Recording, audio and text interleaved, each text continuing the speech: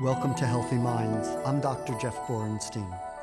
Everyone is touched by psychiatric conditions, either themselves or a loved one. Do not suffer in silence. With help, there is hope. Today on Healthy Minds, the stereotype of, an old white male drinking alcohol is very much outdated. The modern day homeless population consists of veterans, women-led families, racial minorities, and there's many different types of homelessness that are important to be aware of, such as those who are living on the street versus in shelters, or those who are chronic versus transitionally homeless. And each of those different subtypes are associated with different outcomes. that's today on Healthy Minds. This program is brought to you in part by the American Psychiatric Association Foundation and the John and Polly Sparks Foundation.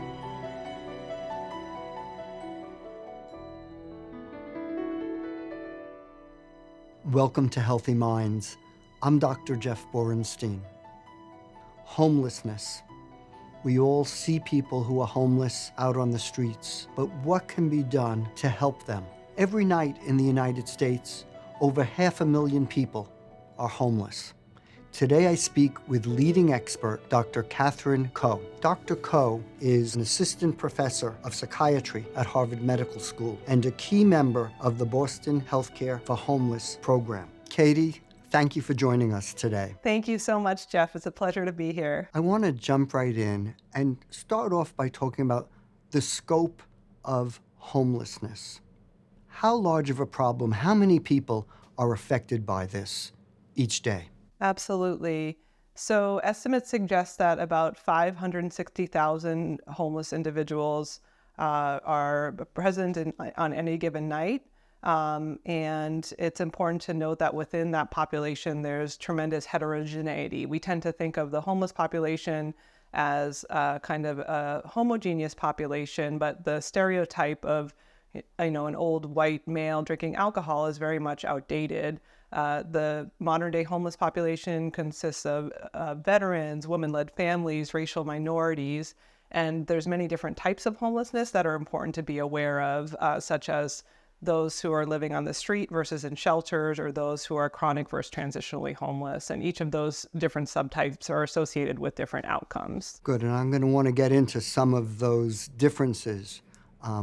But I'd like to start by asking you to describe the program that you're involved in, which treats and helps homeless people in Boston. Sure. So I feel tremendously fortunate to work for Boston Healthcare for the Homeless program. It's a federally qualified health center that provides care to people experiencing homelessness in 45 different clinical sites throughout Boston. So it's a very unique model of care in that the idea is to bring care to people who may not be receiving it otherwise. Because homeless individuals have been through often unimaginable trauma, oftentimes they're hesitant to seek care, have difficulty interacting with the healthcare system, and oftentimes people struggle with mental illness that limits their insight and are not proactively seeking care. So the idea of organizations such as Boston Healthcare for the Homeless program is to proactively bring care to these individuals in places where they already are. So for instance, there are clinical sites embedded in shelters in Boston. And also we have a street team, which I feel privileged to be a part of, where we go out on the street and bring care to where people are literally and emotionally on park benches, alleyways, and under bridges, and try and walk our long journey with them to ultimately bring them to care and to a better life. How are you able to engage people who are living under such difficult circumstances?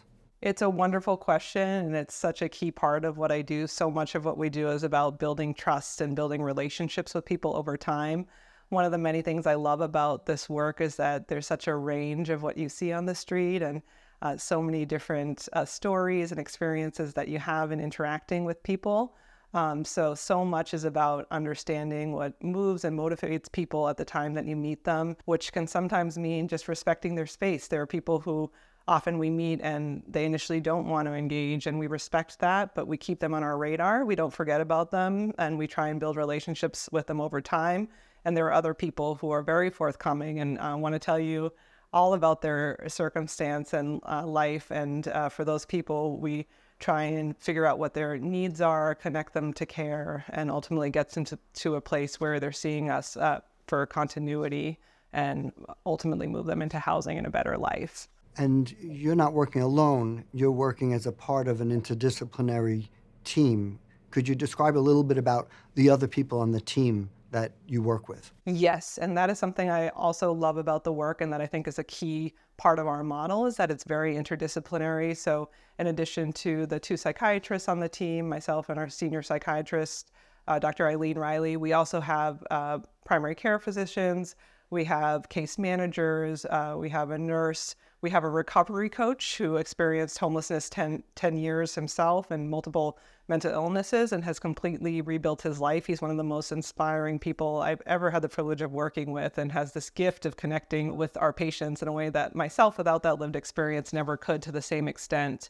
And so having that interdisciplinary care, I think, is so effective in that oftentimes the initial connection with the patients on the street are made with someone like our recovery coach, Mike, or with our case managers, because oftentimes people on the street have their most immediate priority as something related to case management, like finding food or shelter, and not so much mental health care, which is very understandable given the competing needs people struggle with on any given day. And so building connections with our case managers is oftentimes how people initially engage, and then they're more likely to follow up with me if they are recommended by our case manager who they already trust. And we also have a clinic based at Mass General Hospital for people who live on the street. And so once we get them to come to clinic, we have this open door model where I literally try and keep my door open between patients, so that, say, a patient is coming from a visit with our recovery coach or case manager, they're much more likely to be willing to walk into my office if my door is open and Becky, our case manager, says, "Hey, do you want to see Dr. Koh today?" And I feel so grateful to have the opportunity to work as part of such an interdisciplinary team. And tell us about some of the people who are coming as patients for psychiatric care. What types of psychiatric diagnoses are you seeing? Such a wonderful question. I'm so glad you asked that. So evidence suggests that 76% of the homeless population has a mental illness or substance use disorder, and I think that is a staggering number. I would argue that few populations bear a greater psychiatric burden, and yet the resources and attention are nowhere near where they should be to meet that need. And so I think it's important to emphasize that I see a wide range of psychiatric illnesses. I think the connection between psychotic disorders and serious mental illness and homelessness is well known. And while that is certainly true, and I do see a lot of people with schizophrenia and schizophrenia-related disorders on the street, I also see people who struggle with depressive disorders, with bipolar disorder, with anxiety disorders, and importantly, trauma-based disorders. I think the extent of trauma that I see affecting my patients is so striking. People have endured unimaginable trauma starting from their early life, and also, importantly, when they're homeless. I think homelessness in itself is a trauma, and so many people endure such difficult circumstances while they're homeless that leads to PTSD, and complex PTSD for people who have endured trauma throughout their lives. And so a big part of what I treat is actually related to trauma, in addition to a whole constellation of psychiatric illness. So your treatment may include medication and also talk therapy for the people Absolutely. that you're helping.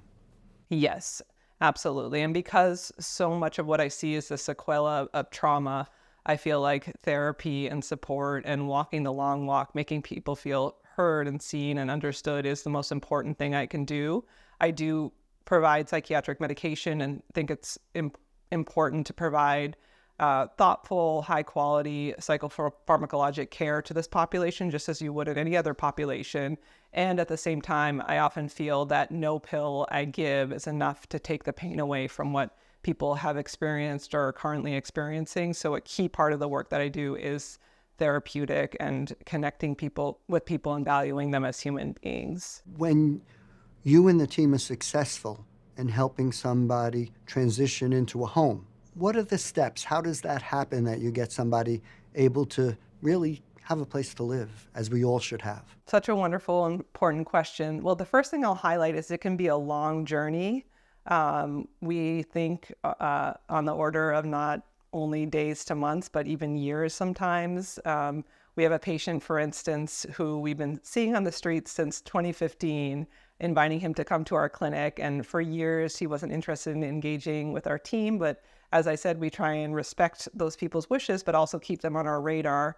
And wait for a moment where they might give a little more eye contact or a wave or a smile or half a smile, and use those moments to try and reconnect. And so one such patient finally came into our clinic in 2022. So after 7 years of invitations to our clinic, he was finally ready to engage and take that step forward in his life. And I'm happy to report he's currently sober. He's on a pathway to housing, and I think that's important to keep in mind, kind of the longitudinal nature of what we do in order to get people into housing, and how long it can take, but that will always hang in there with people and never give up until we get them to that outcome.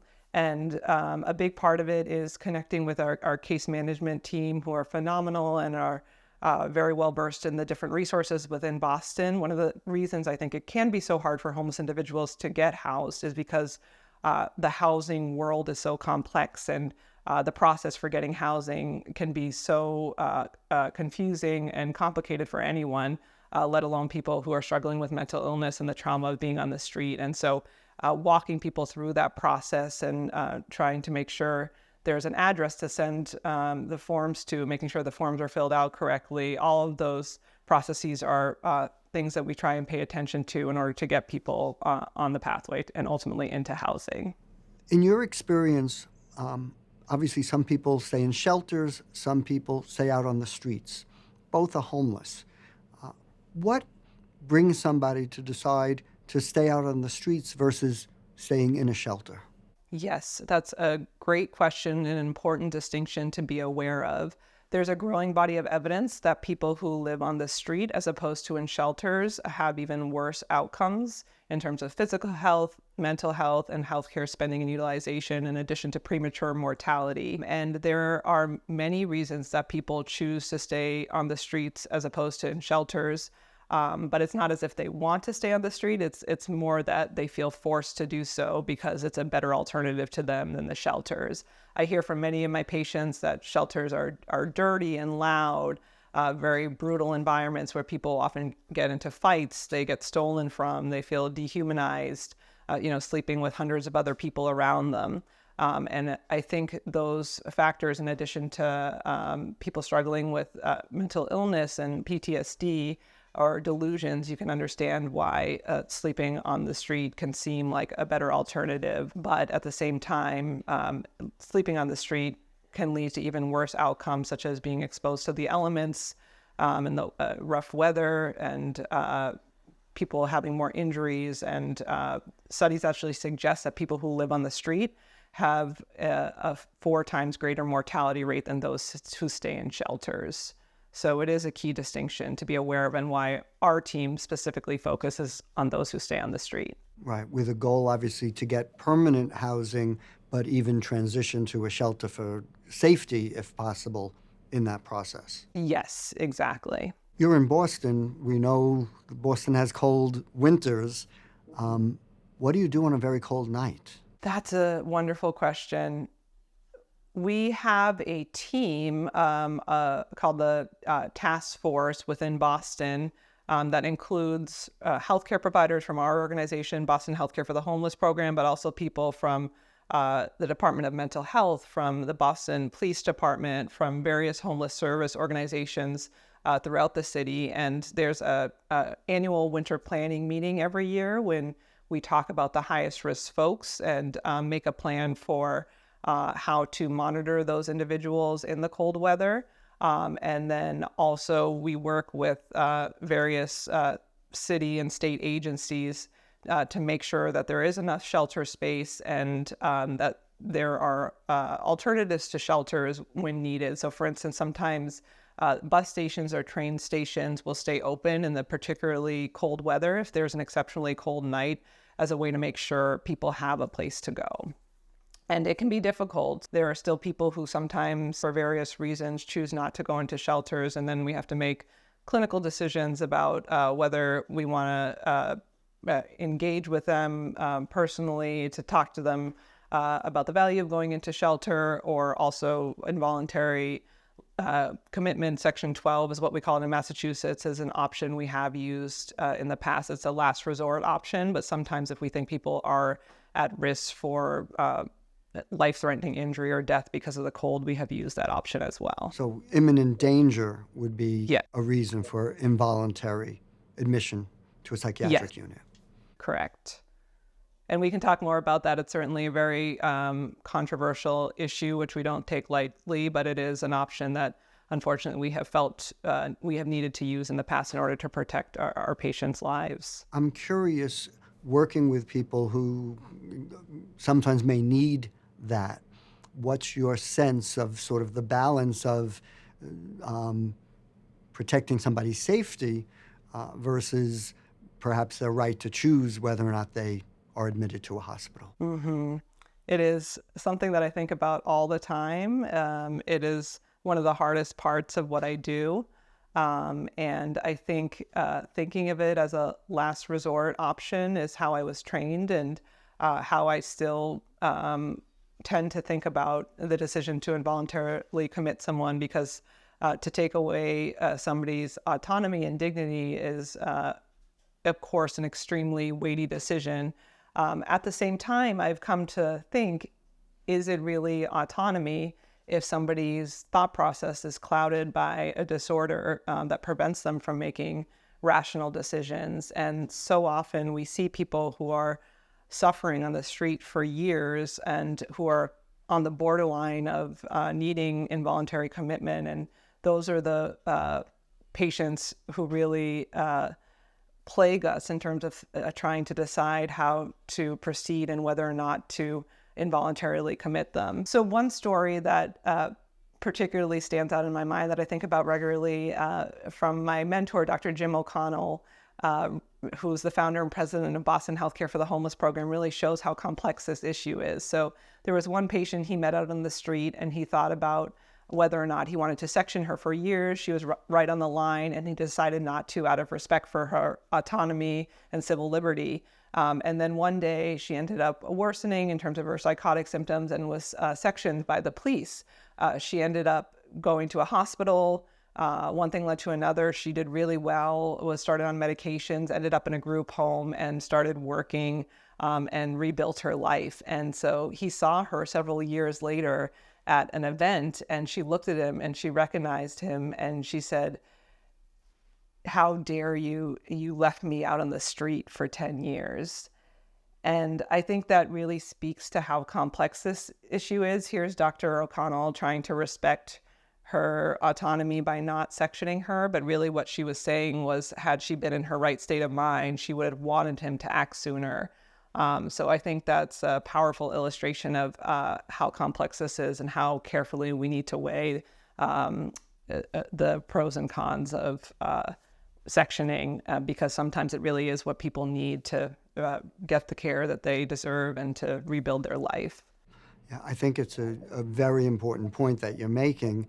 If we were walking down the street and saw somebody having a seizure or having a heart attack, and even if they said, leave me be, we would call an ambulance and get them help. And there is some gray line that perhaps somebody with a psychiatric illness may not want help, but that lack of desire for help is really a symptom of their illness. And with treatment, they would then get the help that they need, as you just described. Exactly. I think that's well put. You're obviously so very passionate about this. I'd like you to tell us a little bit about how you as a psychiatrist became involved in helping people who are homeless. Yes, I absolutely love the question because it's one I've given a lot of thought to. And one of the things I love about psychiatry is it's a field that really encourages self-understanding to best relate to your patients. And so I'm actually very grateful to my residency program because I feel like during residency I had wonderful supervision where I really explored what draws me to this work. And the best answer I can give is I essentially grew up in the opposite of homelessness. I grew up in Andover, Massachusetts, which is a lovely suburb of Boston, and had essentially everything a child could want in life: good health, a wonderful education, and most importantly, two loving and extraordinary parents. I think there's so many ways to be privileged in life, but I think a way that's not thought about enough or talked about enough is really just having loving role models in your life. And every day as a street psychiatrist, I see how much childhood trauma and neglect ravages people's lives and minds until old age. I still have patients in their 70s talking about the trauma they experienced as a child. And so I feel so profoundly fortunate to have been raised with the parents and family that I was, where the home was really a place of refuge and stability, as I wish it could be for every child in this world. And so from there, I went off to college, and homelessness really wasn't something I had thought about or encountered, coming from the background that I did. But I went to Harvard for undergraduate, and for anyone who's spent time there, there's actually a striking prevalence of homeless people in Harvard Square. And so the juxtaposition of seeing people living in abject poverty in the shadows of the richest university in the world really bothered me and also piqued my curiosity. And so I still distinctly remember the first time I ever talked to a homeless person, just being struck by how normal the conversation was. And I think I had these misconceptions that, these individuals would be difficult to connect with or on a different wavelength. But I was so struck by how, despite being from different worlds, the connection was easy. And we talked about the weather, the Boston Red Sox, and we went on our way. And that moment really shattered so many misconceptions I had about people experiencing homelessness and really made me realize these individuals are just like me, and only happen to have been dealt a completely different set of cards in life. And had I not been so lucky to have been born into the family that I was born into, I could easily be in their shoes. And I feel like that's a fundamental animating principle in my work to this day, to strive to give my patients the healthy and supportive relationships that my parents gave me that they were denied through no fault of their own. Your passion clearly comes across as you speak about it. And I'm sure it comes across to the patients that you meet. Thank you. I truly feel so fortunate to be involved in this work. It really feels like a calling to me. And I am in awe of my patients. I think they have been through unimaginable trauma and still have this breathtaking resilience and ability to walk forward in life and still get up every day and strive to be kind and have goals and want to work towards a better life. And I have the deepest admiration for that. And it's what keeps me going despite the many challenges of the work. I think you make a good point in terms of the resilience. I couldn't imagine myself being homeless and surviving one night like that. And here are people who are doing that day in and day out. Speak about the resilience in the people that you are seeing. Yes, it moves me and it motivates me every day. As mentioned, the stories of childhood trauma and neglect that people share with me never cease to blow my mind. The extent and depth of trauma that people have experienced, including, one patient who on separate occasions saw both his parents pass away in front of his eyes, patients who were left in dog cages as a way of punishment, people who were regularly physically or sexually abused. I always ask my patients when I get to know them to describe their upbringing, and I would say 99% have these deeply painful stories that they share about the way that they grew up. And I think that's something that's so underappreciated about people experiencing homelessness. It's not that these people are lazy or didn't work hard enough, but it's that they were not given the opportunity in life to develop in the way that people who come from privilege are able to.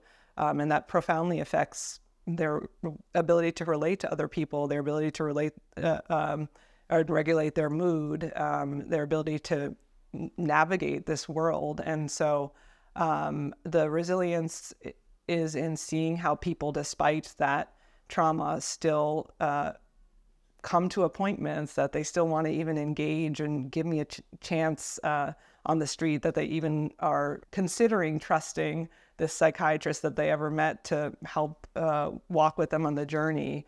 I find so much beauty in that, and it's something that I'm so grateful my patients are willing to take a chance on, so that we can together move to a better place and get them to a better life. Well, I could see from speaking to you why patients would be engaged and feel safe and comfortable with you. Thank you.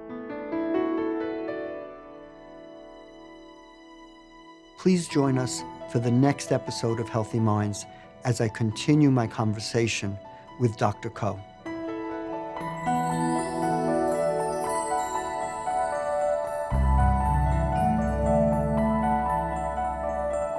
Do not suffer in silence. With help, there is hope.